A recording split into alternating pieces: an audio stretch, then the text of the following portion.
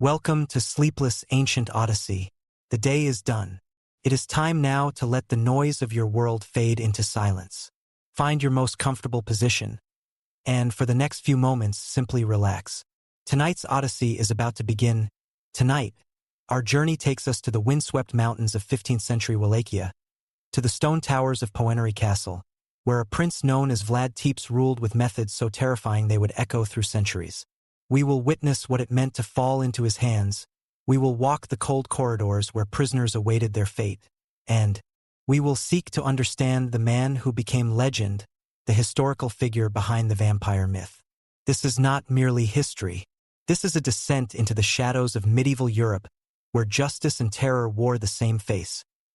Whether you are here for a story to captivate your mind, or a grand narrative to accompany you to sleep, your journey starts now. If you enjoy these odysseys, subscribe and join us every time we travel to the past. Now, let us begin. The year is 1456, and the Principality of Wallachia lies caught between two great powers like a leaf pressed between the pages of history. To the south, the Ottoman Empire stretches its shadow across the Balkans, an inexorable force of conquest and conversion. To the north and west, the fractured kingdoms of Christian Europe watch with anxious eyes, their attention divided by internal conflicts and distant wars. And here, in this narrow land of dark forests and swift rivers, the people know what it means to be a buffer, a battleground, a prize contested by forces beyond their control. The landscape itself seems designed for secrecy and survival. The Carpathian Mountains rise like the backbone of some ancient sleeping giant, their peaks often lost in mist and cloud. Dense forests of oak and beech cover the lower slopes, so thick that even at midday the sunlight barely reaches the forest floor. These are not the tamed woodlands of Western Europe, carefully managed for hunting and timber. These are primeval forests where wolves still hunt in packs, where bears emerge from caves in spring, hungry and dangerous, where a traveler can lose their way within an hour and never be seen again. The rivers that cut through this landscape flow swift and cold, fed by mountain springs and winter snows. The Argeș River, in particular, carves a dramatic gorge through the mountains, its waters rushing over smooth stones worn round by centuries of flow. Along its banks, small villages cling to patches of arable land, their inhabitants farmers and shepherds who have learned to read the signs of coming storms, to preserve food for long winters, to fortify their homes against raiders who might come from any direction. The people of Wallachia are a hardy folk, descended from Roman colonists who settled here 1,000 years ago and the Dacian tribes they encountered. They speak a Latin-based language that sets them apart from their Slavic neighbors, a reminder of ancient connections to an empire long fallen. They are Orthodox Christians, their faith marked by elaborate rituals and icon-filled churches. Yet they remember older beliefs too. In the deep villages, where the priest's influence fades, people still leave offerings at certain stones, still whisper prayers to spirits of forest and stream, still hang garlic and herbs to ward off evil. For these people, rulership is a distant and often dangerous thing. The voivode, the prince who rules from his capital, is both protector and predator. He demands taxes, calls men to war, dispenses justice that can be swift and brutal. The great boyars, the noble families who own vast estates, are powers unto themselves, constantly maneuvering for advantage, switching allegiances as circumstances dictate. A wise peasant keeps his head down, pays what is demanded, and hopes not to attract attention from those above. But in the year 1456, attention is unavoidable. The Ottomans are pressing northward, having already absorbed most of the Balkans into their empire. The Hungarian kingdom to the north, led by the warrior regent John Hunyadi, is organizing resistance, but Hungary too makes demands on Wallachia, expects tribute and troops and submission. The princes of Wallachia must perform a delicate dance, appearing loyal to whichever power currently holds the knife to their throat, while secretly preparing to betray them if circumstances change.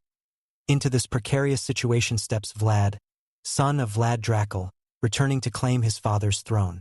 He is perhaps 25 years old, though the exact date of his birth is lost to history. He has spent years as a hostage in Ottoman lands, a political prisoner held to ensure his father's compliance. He has learned Turkish, studied Ottoman military tactics, witnessed both the efficiency of Sultan Mehmed's administration and the cruelty of his punishments. He has also learned to survive in a court where any sign of weakness could mean death. Now, through a combination of Hungarian support and careful timing, he has seized the throne of Wallachia. He calls himself Vlad III, but his subjects will come to know him by another name, Vlad the Impaler. And those who oppose him will learn that the years of captivity have taught him lessons about power that he intends to apply without mercy. High in the mountains, perched on a cliff above the Argeș River, stands the fortress that will become synonymous with Vlad's rule. Poenari Castle is not the largest fortress in Wallachia, nor the most beautiful. It is something more valuable. It is nearly impregnable. The castle crowns a rocky peak that rises almost vertically from the river gorge below. To reach it, one must climb more than 1,400 steps carved into the mountainside, an exhausting ascent that winds back and forth across the steep slope. These steps are deliberately narrow, forcing climbers to proceed in single file, vulnerable to arrows or rocks from above. At several points, the path passes through gates set into stone walls, choke points where a handful of defenders could hold back an army. The fortress itself is a complex of towers and walls built from river stone and mortar. The main structure is a cylinder of stone some 30 feet in diameter, its walls 10 feet thick at the base, tapering slightly as they rise. Narrow windows, more like slits, allow archers to see and shoot while remaining protected. The interior is divided into multiple levels connected by stone staircases built into the wall thickness.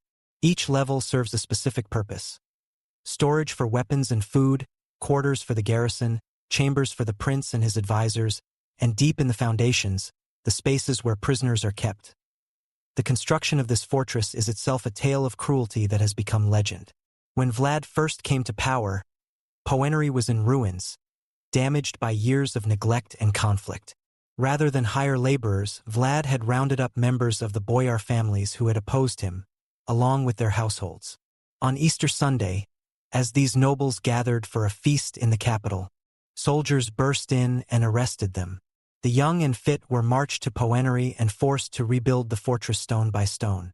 They worked until their fine clothes fell to rags, until their soft hands bled and calloused, until many died from exhaustion and were buried in the very walls they had labored to raise.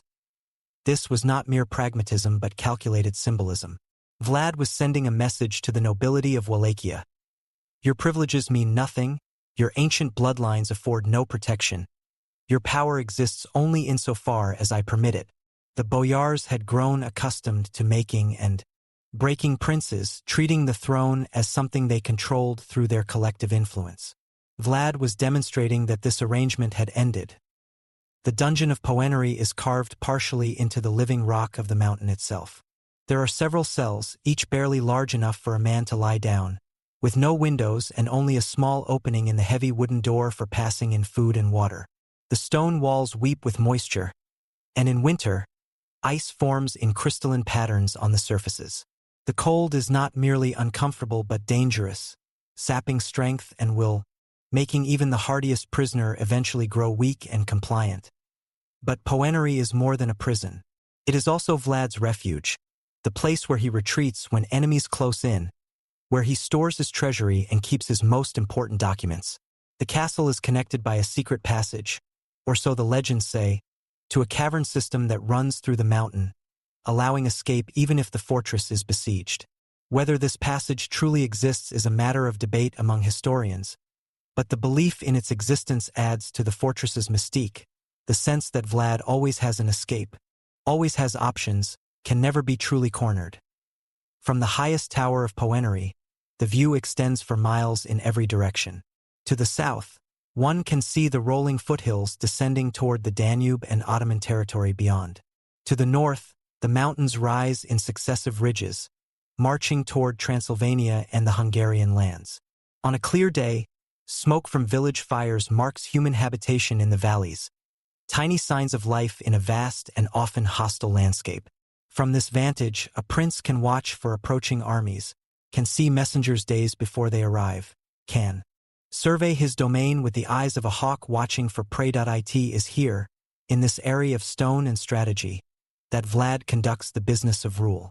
And it is here that those who displease him, who oppose him, who threaten his authority, are brought to face their fate. To understand what it meant to be Vlad's prisoner, we must first understand Vlad himself, a man so complex and contradictory that 5 centuries of historians have struggled to reach consensus about his true nature. Was he a patriot defending his homeland against overwhelming odds? A psychopath who enjoyed inflicting pain? Pragmatist using terror as a political tool? Perhaps he was all of these things, a product of his time and circumstances who cannot be easily categorized by modern moral frameworks. Vlad was born into a world of violence and betrayal. His father, Vlad II, had been inducted into the Order of the Dragon, a chivalric society dedicated to defending Christianity against Ottoman expansion. From this membership came the name Dracul, meaning the dragon in Romanian, though it could also mean the devil, a linguistic ambiguity that would later feed the vampire legends. The elder Vlad's reign was marked by constant maneuvering between Hungarian and Ottoman interests, switching sides multiple times as survival dictated. When Vlad was perhaps 11 years old, his father made a devil's bargain with the Ottoman Sultan. As a guarantee of Wallachia's loyalty, the Sultan demanded hostages: Vlad and his younger brother Radu. The boys were taken to the Ottoman court, held in a comfortable captivity that was nonetheless captivity. They were educated in Turkish, in Islamic theology and law, in military tactics and administration. They lived in a world of refined cruelty, where loyalty was rewarded with silk and treachery answered with the bowstring, where power flowed from the Sultan's will and no other source mattered. The experiences of those years left marks on both brothers, but very different marks. Radu adapted, became comfortable in Ottoman society, eventually converted to Islam and rose to prominence in the Sultan's service. Vlad resisted, maintained his orthodox faith, seethed with resentment at his imprisonment. He studied his captors carefully, learning not just their methods of war but their psychological tactics, the ways they used fear and spectacle to maintain control over their vast empire. When news came that his father and older brother had been murdered by rival boyars, Vlad's situation became even more precarious. He was now technically the rightful prince of Wallachia, but he was also a prisoner without power, a pawn in games played by men who saw him as useful only insofar as he served their interests. The Ottomans eventually released him and backed his claim to the throne, expecting him to be their grateful puppet. They misunderstood their man. Vlad took power in 1448 for the first time, a brief reign of only a few months before he was driven out by Hungarian-backed rivals. He spent years in exile observing, planning, building alliances. When he returned to power in 1456, he did so with a clear vision and an absolute determination to never again be anyone's puppet, anyone's hostage, anyone's victim. His methods were shaped by everything he had witnessed and endured. From the Ottomans, he learned that spectacular cruelty could be more effective than armies, that the psychological impact of terror could paralyze enemies and cow populations. From his time in exile, he learned that traditional nobility could not be trusted, that the old system of boyar power had to be broken if the prince was to rule effectively.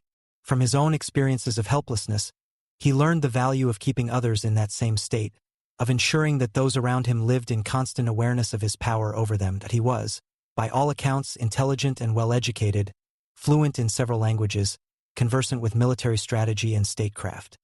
He could be charming when it served his purposes, could negotiate skillfully with diplomats and envoys. But beneath this civilized surface lay something harder and colder, a willingness to do whatever was necessary to maintain power and achieve his goals, a conviction that mercy was weakness and that fear was the most reliable foundation for authority. The impalement, the method of execution that would give him his epithet, was not his invention. The Ottomans used it, as did other cultures of the time. What made Vlad distinctive was the scale and systematization of his use of it, the way he transformed it from an occasional punishment into a central tool of governance, a spectacle designed to communicate his power to everyone who might contemplate resistance. Those who came into his custody, whether as prisoners of war, criminals, or political rivals, entered a realm where the usual rules of medieval justice did not apply. Vlad did not simply execute his enemies. He studied them, categorized them, assigned punishments calibrated to their station and their crimes as he defined them. He was not interested in quick deaths. He was interested in sending messages, creating examples, establishing a reputation so fearsome that the mere threat of his displeasure would be enough to ensure compliance. For those who found themselves in the dungeons of Poenari, this meant that their captivity was not simply a prelude to trial or ransom or exchange. It was itself a form of punishment, a psychological torture designed to break the spirit before the body was broken. The waiting, the uncertainty, the dark and cold and isolation, the sounds of other prisoners and what was done to them, all of this was intentional, carefully orchestrated to maximize suffering and fear. Let us imagine now, as historians must sometimes do, what it was like for a specific individual to fall into Vlad's hands. We will call him Nicolae, a minor boyar from a family with estates near the capital of Targovist. This is not the story of a great noble or a foreign envoy whose fate was recorded in diplomatic correspondence. This is the story of someone whose experience would have been more typical, someone whose suffering left no mark in the historical record, but who represents countless others who passed through Poenari's gates. Nicolae's crime, such as it was, lay in his family connections. His older brother had sided with a rival claimant to the throne several years earlier. The brother was dead now, killed in one of the many skirmishes that marked the period, but Vlad's memory was long and his justice collective. The family's lands were forfeited, their household scattered. Nicolae himself had been away when the soldiers came, traveling on some minor business, and this absence saved him from the initial roundup. For 3 years he lived quietly on the edges of Wallachian society, working as a clerk for a merchant in Brasov, just across the border in Transylvania. He used a different name, tried to forget his boyar heritage, told himself that perhaps he had been lucky, that perhaps Vlad's attention had moved on to other enemies, that perhaps he would be allowed to live out his days in this modest obscurity. This was a miscalculation. Vlad's network of informers was extensive. The prince rewarded those who brought him information about hidden enemies, and someone, perhaps a former servant who recognized Nicolae or a business rival looking to eliminate competition, sent word to Targovist. The arrest came at dawn, soldiers bursting through the door of his small rented room, dragging him from bed before he was fully awake. There was no explanation, no formal charge, just rough hands and iron chains and a hurried march through early morning streets. The journey from Brasov to Poenari took several days. Nicolae traveled on foot, wrists bound, connected by a rope to 4 other prisoners who had been collected from various locations. They slept rough at night, given minimal food and water, treated not with the respect traditionally accorded to boyars but as common criminals. The guards spoke little, answered no questions, offered no hint of what awaited them as they climbed into the mountains. The air grew colder and the landscape more forbidding. The road, such as it was, became a narrow track through dense forest. At night wolves howled in the distance, and the prisoners huddled close to the fire, more afraid of what lay outside the circle of light than of their captors within it.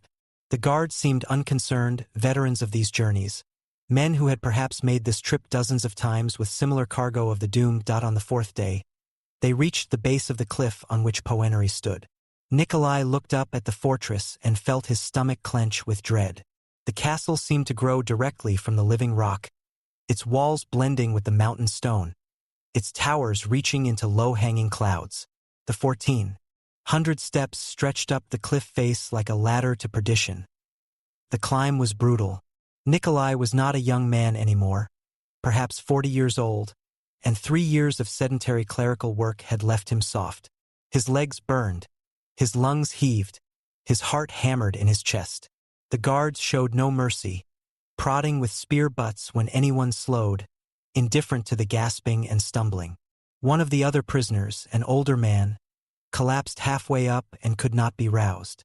A guard checked for a pulse, found none, and simply unlocked his chains, rolling the body off the path to tumble. Down the mountainside, the remaining prisoners climbed on, the lesson clear. Weakness would not be tolerated, death would not pause the journey. When they finally reached the castle gates, Nicolae's legs were shaking so badly he could barely stand. He had time for only a quick impression of stone walls and armed men before he was hustled across a courtyard and down a narrow staircase that spiraled into darkness. The temperature dropped with each step, the air growing damp and stale. Torchlight flickered on wet stone walls, creating shadows that seemed to move with malevolent life. The dungeon level was a corridor with doors on either side, heavy timber reinforced with iron bands. A jailer, a squat man with a face like a weathered boulder, consulted a list and pointed to one of the doors. It swung open on protesting hinges, revealing a cell perhaps 6 feet by 8 feet, with stone walls, a stone floor, and no furniture except for a pile of moldy straw in one corner. A wooden bucket in the opposite corner served as a latrine, and the smell left no doubt about its purpose. Nicolae was pushed inside. The chains were removed from his wrists, leaving raw marks where the iron had chafed. The door slammed shut, and he heard the heavy bar drop into place on the outside. A small opening at the bottom of the door, perhaps 6 inches square, was the only connection to the outside world. The cell had no window, no source of light except what leaked through gaps around the door when torches passed in the corridor outside. He stood in the darkness, listening to his own breathing, feeling the cold radiating from the stone walls. From elsewhere in the dungeon came sounds. A cough, a groan, the scrape of metal on stone, a voice calling out in a language he didn't recognize. No one answered the voice. After a while, it fell silent. Nicolae made his way to the pile of straw and sat down, drawing his knees to his chest, trying to conserve warmth. His mind raced with questions. Would there be a trial? Could he send word to anyone who might intervene on his behalf? How long would he be kept here? What did Vlad intend for him? He had no answers. All he had was the cold and the dark and the sound of water dripping somewhere nearby, a steady, monotonous sound that would become the rhythm of his days in this place. Time loses its meaning in absolute darkness. Without the cycle of day and night, without natural light to mark the passage of hours, existence becomes an eternal present, a now that stretches without beginning or end. Nicolae tried to maintain some sense of structure, counting seconds to measure minutes, scratching marks on the stone wall with a pebble from the floor, but even these efforts eventually faltered. The cold was a constant presence, seeping into his bones, making sleep difficult and rest incomplete. He would doze fitfully, then wake shivering, unsure if he had slept for minutes or hours. Food came irregularly, or what seemed irregular, without any way to measure intervals. A bowl pushed through the opening in the door, sometimes containing a thin gruel of grain and water, sometimes a heel of dark bread and a piece of salted meat so tough it had to be gnawed. A cup of water, never quite enough to satisfy thirst. Nicolae learned to eat slowly to make each meal last, for the eating was an activity that gave structure to the emptiness. He learned to ignore the taste, the frequent rancidity, to be grateful simply for something to fill his belly. The cold was perhaps worse than the hunger. The stone walls and floor drew heat from his body, leaving him perpetually chilled. He had only the clothes he had been arrested in, now damp and beginning to rot from the moisture in the cell. He spent hours wrapped in the moldy straw, trying to generate warmth, but the straw was wet too, and sometimes he wondered if it was causing more harm than good, if some lung sickness would develop from breathing in the spores of decay. The latrine bucket was emptied rarely, its stench becoming overwhelming between cleanings. Nicolae learned to breathe through his mouth, to position himself as far from it as possible, though in such a small space there was no real escape. The humiliation of it, the reduction to such animal conditions, was in some ways worse than the physical discomfort. He had been a boyar, a man of education and refinement, and now he squatted in his own filth like a beast in a pen. The sounds of the dungeon became his companions. He learned to distinguish between the different prisoners by their coughs, their movements, their occasional outbursts. There was someone in the next cell who sobbed for hours at a time, a sound that eventually faded to whimpers and then silence. There was someone further down the corridor who sang sometimes old songs in a cracked voice, until the guards came and beat the door with clubs and shouted for quiet. Nicolae tried calling out a few times, seeking human contact, asking questions. Who else is here? What are we charged with? Has anyone seen the prince? His voice echoed strangely in the stone space, sounding hollow and desperate even to his own ears. Sometimes there was no answer.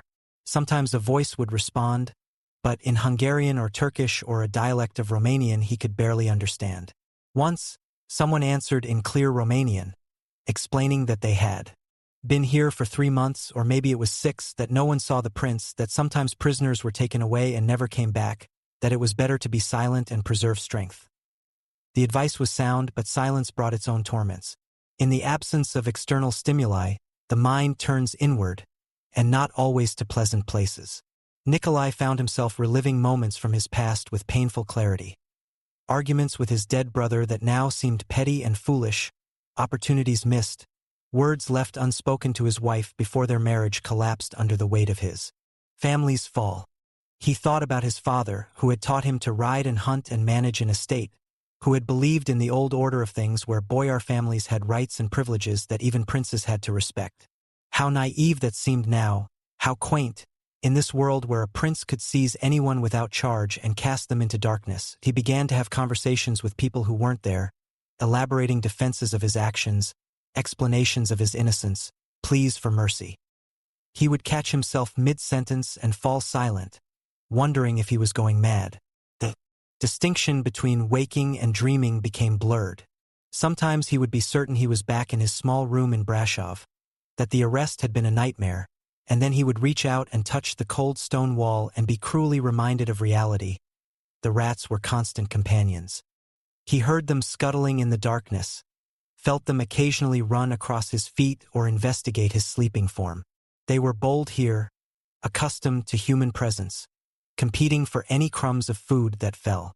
Nicolae had been afraid of them at first, had shouted and kicked when they came near, but eventually he became too tired to care.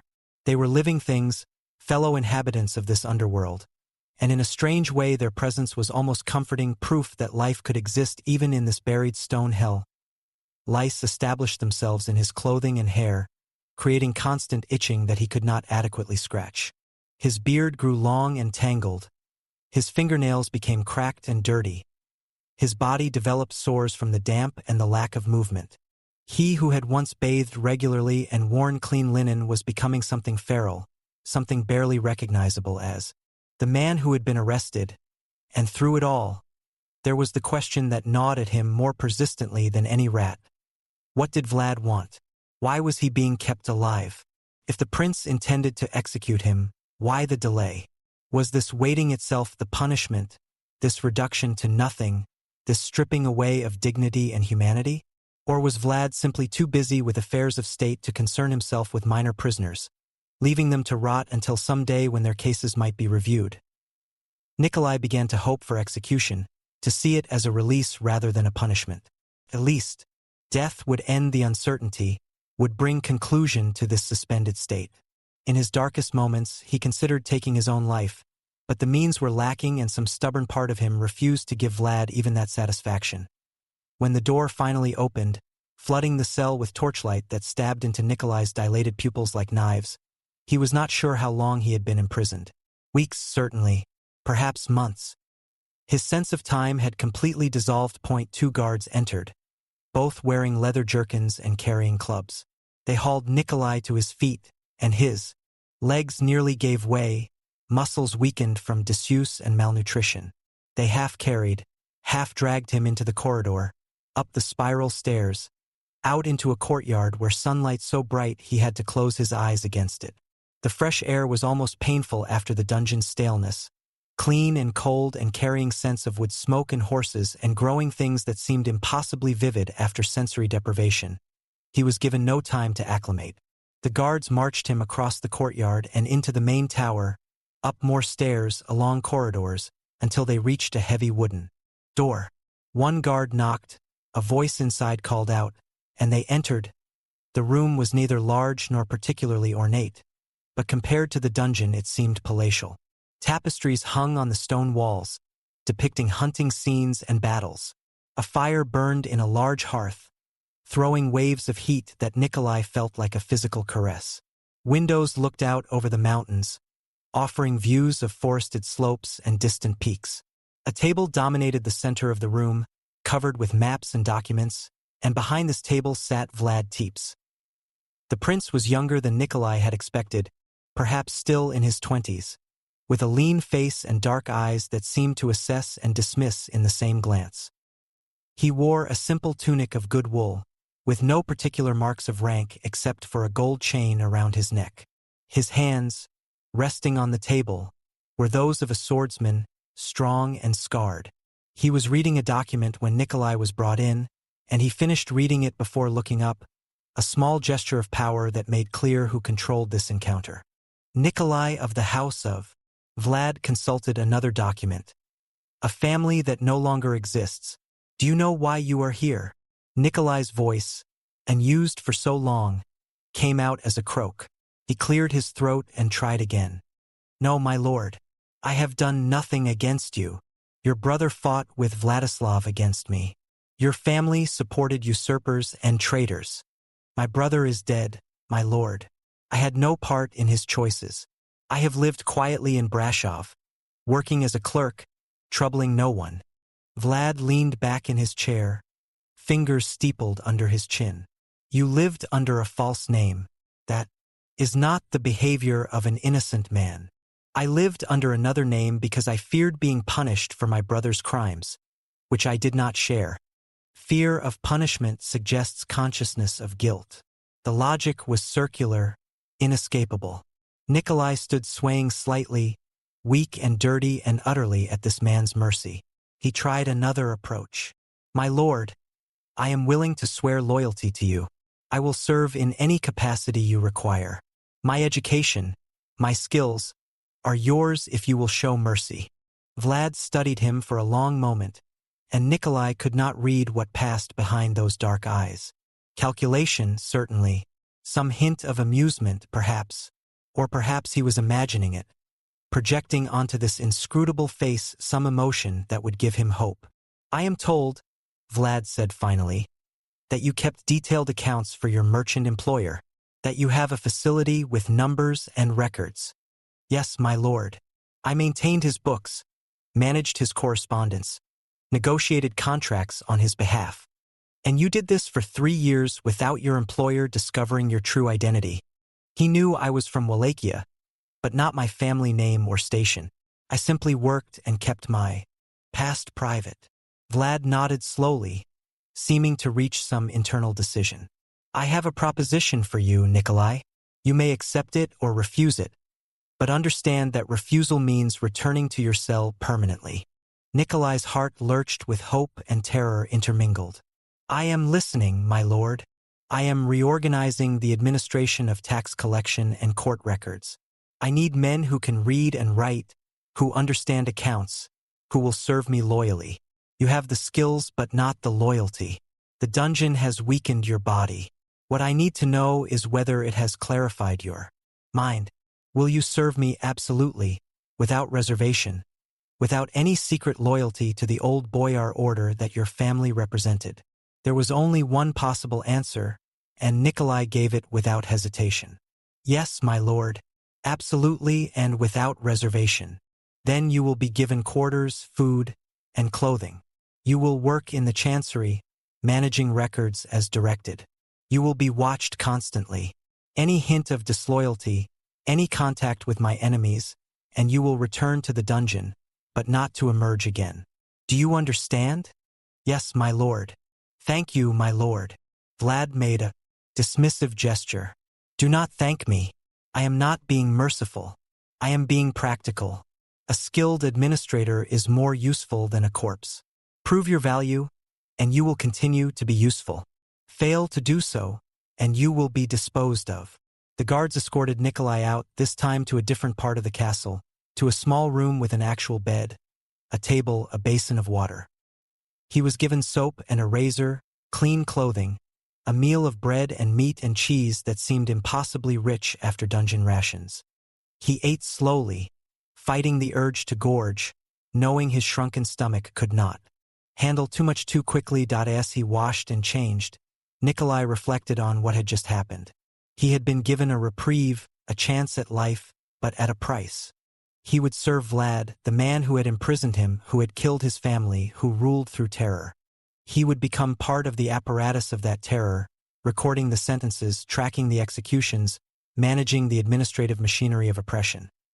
The alternative was the dungeon and certain death. It was not really a choice at all. And perhaps, he told himself, from within the system he might find ways to moderate it, to help others, to subtly undermine the worst excesses.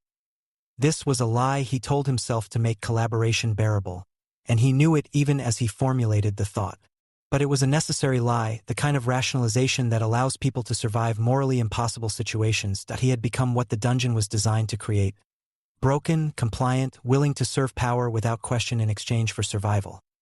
The chancery of Poenari Castle occupied a tower room with better light and ventilation than most of the fortress.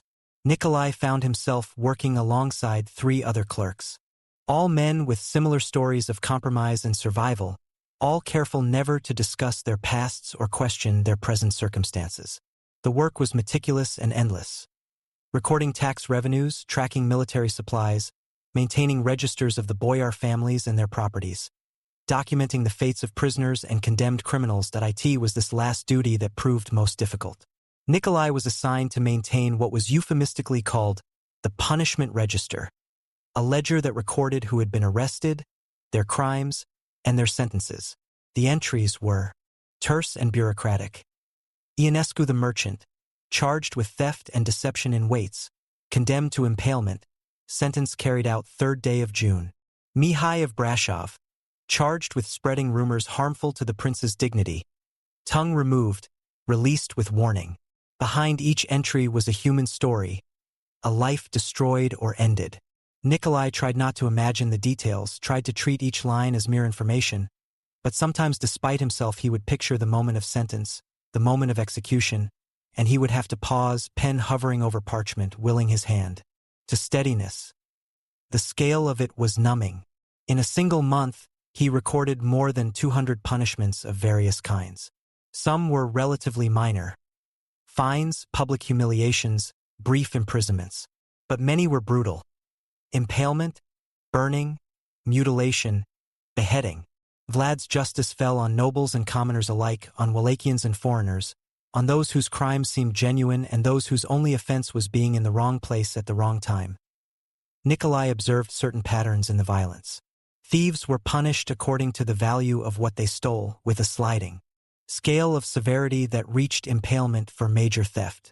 Those who betrayed trusts or told lies faced punishments that often involved the mouth or tongue. Lips nailed to posts, tongues torn out, jaws broken. Sexual crimes, particularly adultery, brought public shaming followed by impalement. Cowardice in battle was met with beheading. Cowardice in battle was met with beheading, the body left unburied as a warning. But the harshest punishments were reserved for those who challenged Vlad's authority directly. Rival claimants to the throne, boyars who conspired against him, officials who accepted bribes or misused their positions.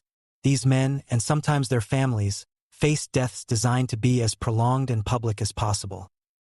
Nicolae learned that impalement was not a simple matter of a stake through the body. There was technique involved, a grotesque science.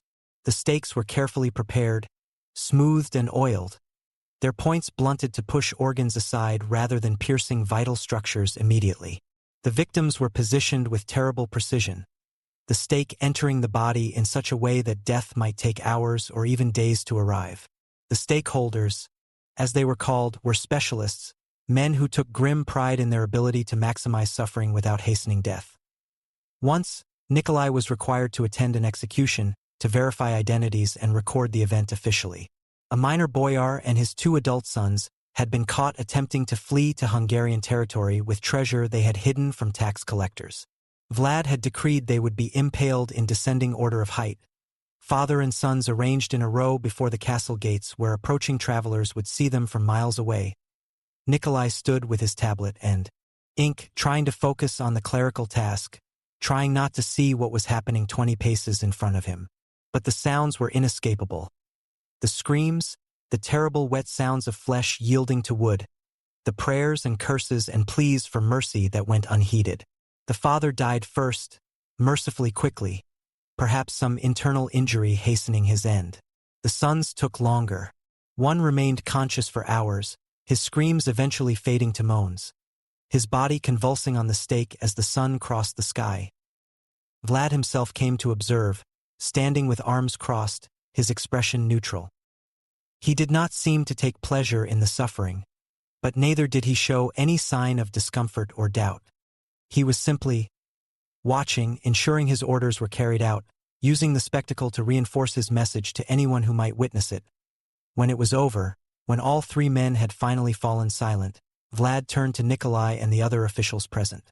"Let the bodies remain for 3 days," he said calmly. "Then they may be taken down and buried without ceremony. Record the seizure of their properties to the princely treasury. Their wives and daughters may keep enough for basic sustenance, but the estates are forfeit." Nicolae wrote it all down with a hand that trembled only slightly, maintaining the fiction of professional detachment. That night, he lay in his small room and stared at the ceiling, seeing the dying men every time he closed his eyes, hearing their screams echo in his memory. He told himself that he had no choice, that refusing would have meant taking their place on the stakes, that survival required this compartmentalization of conscience. But he knew that something in him was dying too, not as obviously or as quickly as those men, but dying. Nonetheless, the part of him that believed in justice, in mercy, in human dignity, was being eroded day by day, execution by execution, entry by entry in his meticulous ledgers. As months passed, Nicolae began to understand the method behind Vlad's madness.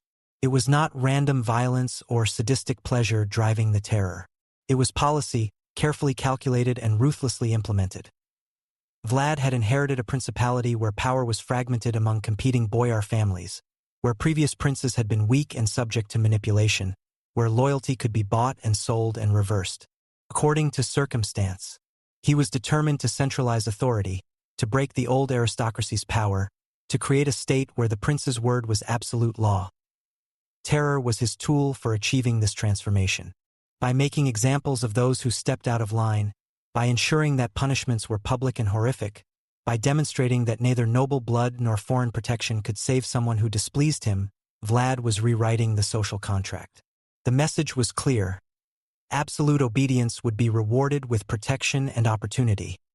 Any deviation would be met with destruction. There was even a certain twisted fairness to the system.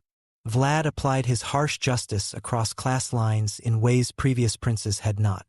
When a wealthy merchant was found using false weights, he was impaled alongside a peasant who had stolen a chicken, both treated according to the severity of their crimes rather than their social status. When a boyar abused peasants on his estate, Vlad sided with the peasants and punished the noble. This created genuine support for him among the common people, who saw him as a defender against aristocratic oppression, even as the methods of that defense horrified them. Nicolae saw this support manifest in strange ways. Once, a delegation of peasants came to the castle to request Vlad's intervention in a land dispute with a local boyar. They approached with obvious fear but also with hope, believing that the prince would listen to them in ways no previous ruler had. Vlad heard their case, examined the documents, and ruled in their favor, ordering the boyar to return the disputed land. The peasants left grateful, praising the prince's justice. They did not witness what happened to the boyar 3 days later when he protested the ruling too vehemently. Nicolae recorded that execution too. The foreign merchants who came to Wallachia told strange stories about the roads being so safe under Vlad's rule that a purse of gold could be left in the middle of a public square and no one would dare steal it. This was literally true. Vlad had ordered such an experiment, placing a gold cup beside a public fountain. The cup remained there for months, untouched, a testament to the effectiveness of his draconian punishments for theft. But what kind of society had been created, Nicolae wondered, where people were too terrified to take even an unguarded treasure? Where honesty was enforced not by conscience or social bonds but by the fear of being impaled? Was this really order, or merely the suppression of disorder through overwhelming violence? He discussed these questions with no one. The other clerks maintained careful silence about such matters, focusing on their work and nothing more. To philosophize about the prince's methods was to invite suspicion, to risk being seen as a critic or doubter. In Vlad's Wallachia, neutrality was survival and curiosity could be fatal.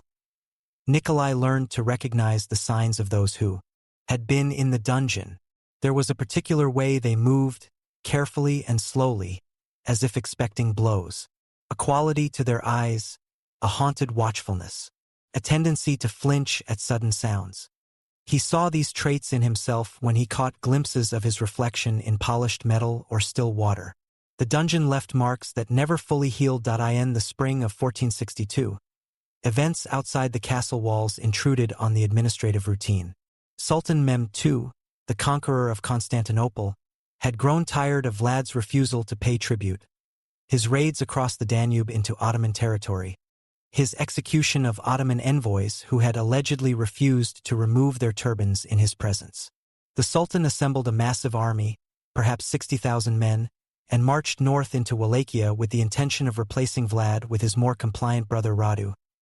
Poenari Castle became a fortress in truth rather than simply a prison and administrative center. Supplies were stockpiled, the garrison reinforced, the approaches watched day and night.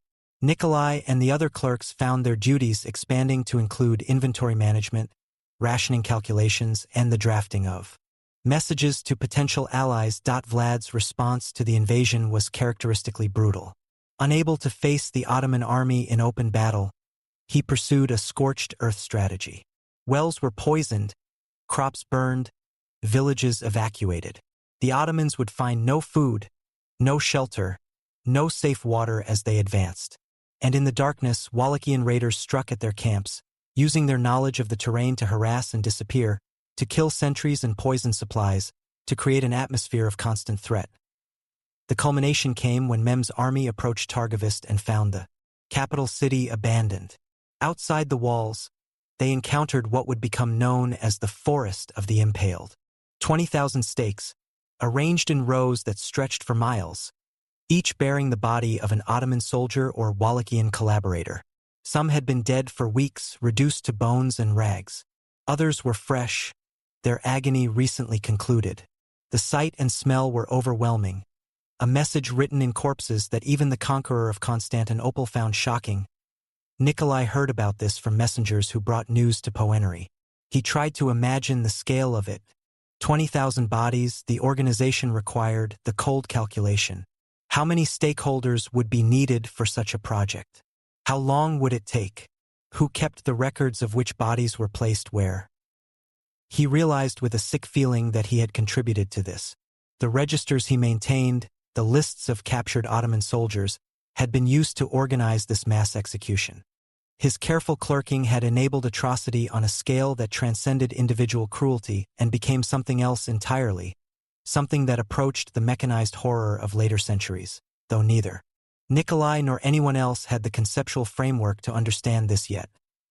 The Ottoman army, demoralized and depleted by disease and hunger, eventually withdrew. Vlad had won, not through superior force but through superior ruthlessness, through a willingness to destroy everything, including his own country, rather than submit to foreign rule. But the victory came at tremendous cost. Wallachia was devastated, its population scattered, its resources exhausted, and Vlad's own position was weakened. The Hungarian king, nominally his ally, grew suspicious of a vassal who displayed such terrifying independence. Political machinations were underway that would eventually lead to Vlad's downfall and imprisonment by the Hungarians. For Nicolae and the other inhabitants of Poenari, these larger events mattered less than the immediate reality of their situation. They were trapped in a fortress with a prince who had demonstrated the lengths to which he would go to maintain power, surrounded by enemies, with winter approaching and supplies limited. The castle felt less like a refuge and more like a tomb. The end, when it came, was not as dramatic as the legends would later suggest. Vlad was not overthrown in battle or captured by the Ottomans. He was betrayed by his own allies, by the same Hungarian king who had previously supported him. Political calculations shifted, as they always did, and Vlad found himself arrested and imprisoned in Hungary, where he would spend the next 12 years in comfortable captivity, eventually converting to Catholicism and marrying into Hungarian nobility. For Nicolae, this meant a different kind of uncertainty. With the prince gone and his brother Radu installed as the new voivode of Wallachia with Ottoman backing, what would happen to those who had served Vlad? Would they be punished as accomplices to his crimes? Would they be retained for their administrative skills? Would they simply be dismissed and left to make their own way in a war-ravaged country? The answer came in stages. Some of Vlad's close advisors and military commanders were arrested and executed by the new regime. Others fled into exile, seeking refuge in Transylvania or further afield. The clerks and minor officials occupied an ambiguous space, tainted by their association with Vlad but also possessing skills the new administration needed. Nicolae was questioned several times by Radu's men, careful interrogations designed to determine his level of involvement and loyalty. He told the truth, or enough of it, that he had been arrested by Vlad, imprisoned, and then conscripted into clerical service under threat of death. That he had kept records but made no policy decisions. That he had simply tried to survive in impossible circumstances. They seemed to believe him, or at least to find his story plausible enough. He was allowed to continue working in the chancery, now recording the acts of a different prince, maintaining similar registers of punishments and rewards under a new administration that promised to be more moderate but that still relied on many of the same methods to maintain control. The great difference was that Radu did not use terror as systematically as his brother. There were still executions, still harsh punishments for crimes and political opposition, but not on the same scale, not with the same calculation and spectacle. It was traditional medieval justice rather than the systematized terror Vlad had created. Nicolae realized that he felt almost nostalgic for the predictability of Vlad's system, then recoiled from the thought, what had he become, that he could miss the reign of the Impaler. But the truth was that he had adapted to that world, had learned its rules, had found a way to survive within it. Now he had to adapt again, to learn a new set of unwritten rules, to navigate a different kind of danger. That he remained in service for another 3 years, growing older, grayer, more worn. The time in the dungeon had permanently affected his health. He suffered from a persistent cough, from pains in his joints, from fevers that came and went without obvious cause. His hands, which had once written with elegant clarity, now shook slightly, making his script less precise. Eventually, he requested permission to retire, to spend his remaining years in a small cottage on church lands, living on a modest pension. The request was granted without comment or ceremony. He was simply another aging clerk, easily replaced, no longer of interest to those who made decisions. His last act before leaving was to review the punishment registers he had maintained, to add up the total numbers. Over the 6 years of Vlad's rule that he had documented, he had recorded more than 3,000 executions, nearly 10,000 lesser punishments, and hundreds of imprisonments of varying duration. These were only the cases that had passed through official channels and been properly recorded. How many others had been killed in raids and military actions, in spontaneous reprisals, in the dungeons without formal sentences? He could never know. 3,000 lives, reduced to lines in a ledger, names and dates and methods of death, catalogued with the same care one might give to inventories of grain or wool. He had been the accountant of atrocity, the record-keeper of terror. He had survived, but at what cost? Nicolae's story ends in obscurity, as do most stories from that era. We do not know when he died or where he was buried, whether he found any peace in his final years, whether he was haunted by the things he had witnessed and enabled. History preserves the names of princes and generals, of major nobles and foreign envoys, but the clerks and minor officials who kept the machinery of state functioning remain anonymous, their experiences unrecorded except in the collective memory of a people who survived those years. But we can extrapolate from what we know of similar situations in other times and places, from the testimonies of those who have lived under other systems of terror, other regimes built on fear and spectacular violence.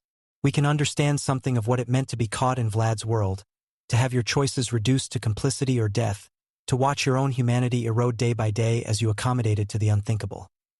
The prisoners in Poenari's dungeons, whether they remained there until death or were eventually released or conscripted into service, shared a common experience of radical powerlessness. They had been extracted from whatever life they had known and placed in a situation where every aspect of their existence depended on the will of another.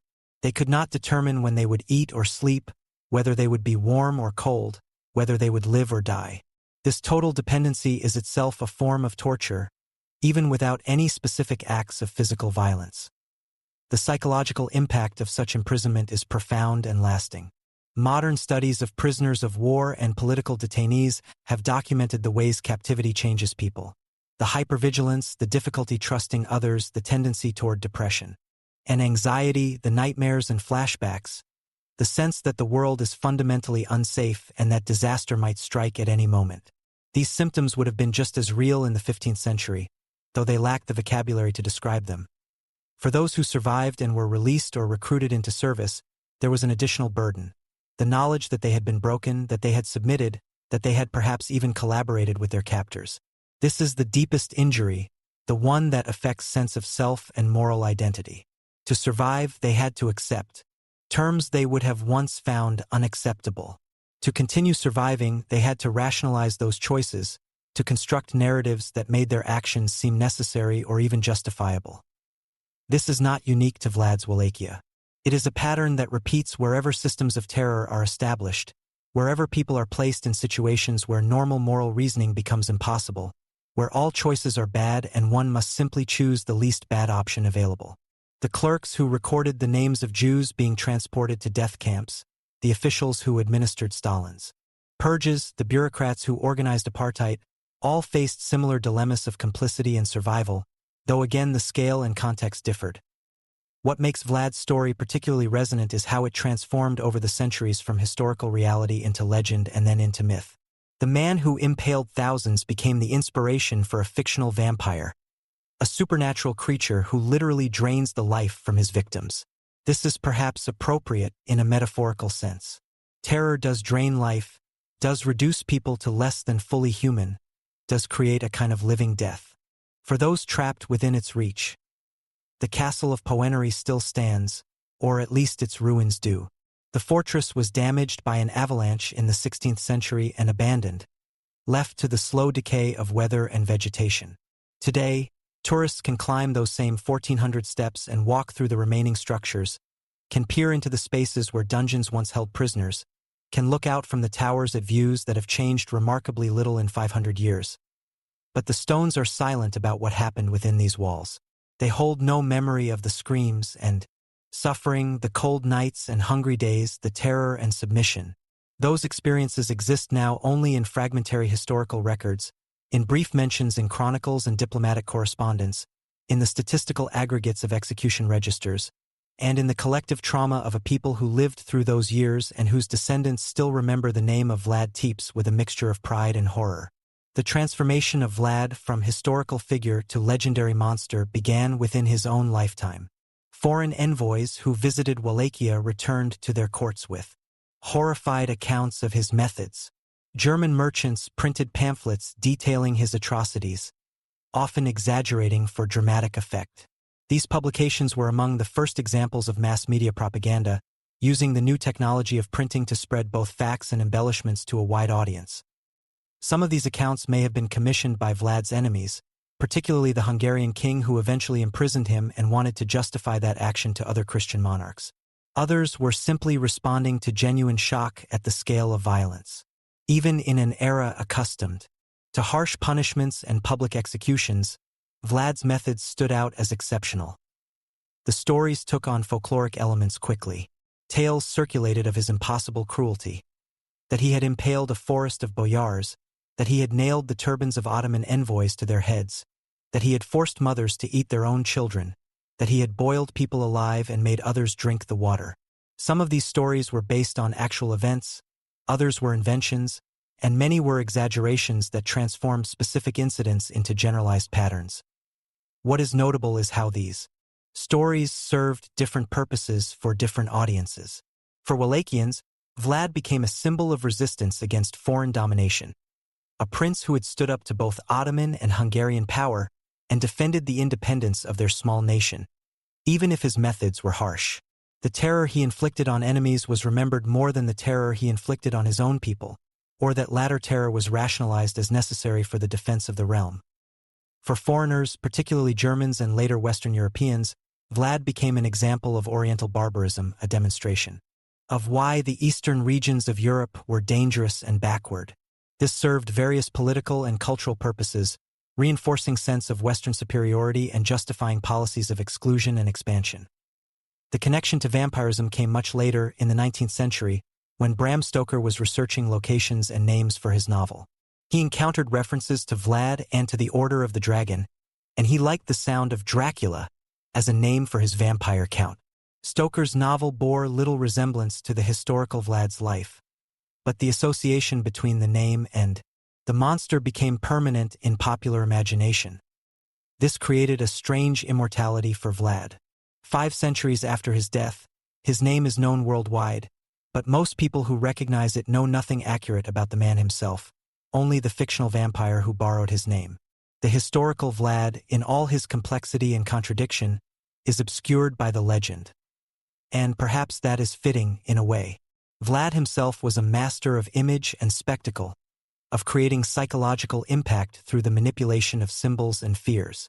He would have understood the power of legend, even if he might have been surprised by the specific form his legend took. He created a legacy of terror deliberately, and that legacy endures, though transformed beyond anything he could have anticipated. For those who suffered in his prisons, whose names are forgotten, whose experiences went unrecorded except as statistics in ledgers that have themselves mostly decayed or been lost, there is no such immortality.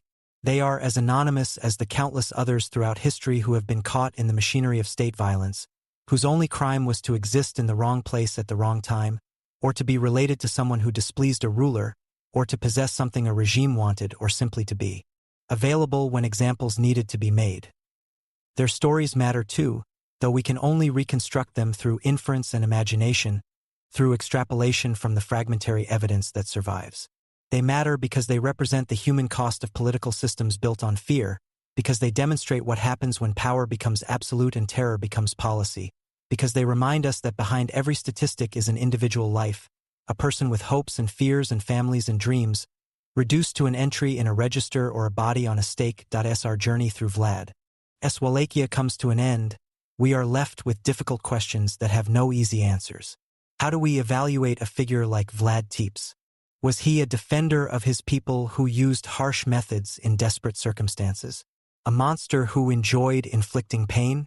A pragmatist who understood that only extreme measures could establish order in a fractured and threatened state? Perhaps he was all of these things, and reducing him to a single characterization does violence to the complexity of historical truth. What we can say with certainty is that the experience of being his prisoner was one of profound trauma and powerlessness. Whether held in the dungeons of Poenari or conscripted into service in his administration, those who fell into Vlad's hands found themselves in a world where the normal rules of medieval society did not apply, where mercy was absent and terror was the governing principle. The physical suffering was real and terrible. The cold and hunger and disease of the dungeon, the prolonged agony of impalement, the mutilations and tortures applied as punishments. But perhaps the psychological suffering was even worse. The uncertainty, the helplessness, the forced complicity, the erosion of moral identity that came from surviving within a system of organized cruelty. These experiences have echoes throughout human history, in every era when governments have ruled through fear, when individuals have been reduced to objects of state policy, when the apparatus of administration has been turned to the purposes of oppression. The specifics differ, the ideologies vary, the technologies evolve, but the fundamental pattern remains recognizable. Power asserting itself through violence, terror deployed as a tool of governance, ordinary people caught between resistance and submission, trying to survive with whatever dignity they can preserve. The ruins of Poenari Castle stand as a memorial to this dark chapter of history, though they bear no plaques explaining what happened within their walls, no markers acknowledging the suffering of those imprisoned there. The stones simply endure, as stones do, outlasting the people and their pain, remaining after the blood has long since washed away and the bones have turned to dust. But we can remember. We can tell these stories, even when the details must be reconstructed and imagined. We can honor those anonymous victims by acknowledging that their suffering mattered, that their experiences deserve to be understood and recorded, that history is not only the story of princes and battles but also the story of ordinary people trying to live their lives in extraordinary and terrible circumstances. And perhaps we can learn something from their experiences, though the lessons are not simple or comfortable. We can understand how systems of terror function, how they break people and compel complicity, how they transform societies and leave scars that last for generations. We can recognize the warning signs when contemporary societies begin to move in similar directions, when fear becomes a tool of governance, when cruelty is rationalized as necessity, when violence is deployed as spectacle to intimidate and control. The distance of 5 centuries does not make these lessons irrelevant. Human nature has not fundamentally changed. The technologies of power have evolved, but the temptation to use fear as a tool of control remains. The specific circumstances differ, but the patterns recur. And so the story of Vlad's prisoners, of Nicolae and countless others whose names we do not know, remains relevant, a reminder of what can happen when power becomes absolute and mercy becomes weakness, as we leave the cold stones of Poenari behind and return to our own time. Let us carry these stories with us. Let us remember that every historical statistic represents individual lives, that every grand political narrative has a human cost, that the machinery of state operates on the suffering of real people with real dreams and fears and hopes. The night is deep now, and our odyssey through this dark chapter of history is complete. Whether you have followed this story with full attention, or allowed it to accompany you towards sleep, you have walked with us through the corridors of power and the dungeons of terror. You have witnessed what it meant to fall into the hands of the prince who became legend. May these stories trouble your conscience but not your rest. May they inform your understanding without overwhelming your spirit. May they remind you that history is always a human story, written not only by the powerful but also by the powerless, recorded not only in official documents but also in the collective memory of suffering and survival. The stones of Poenari remain, silent witnesses to events that can never be fully recovered or understood. But we have done our best to give voice to those who passed through its gates, to imagine their experiences, to honor their humanity even when their names are lost. This has been Sleepless Ancient Odyssey. Until our next journey into the past, rest well, and remember, history is never just about those who ruled, but always about those who endured.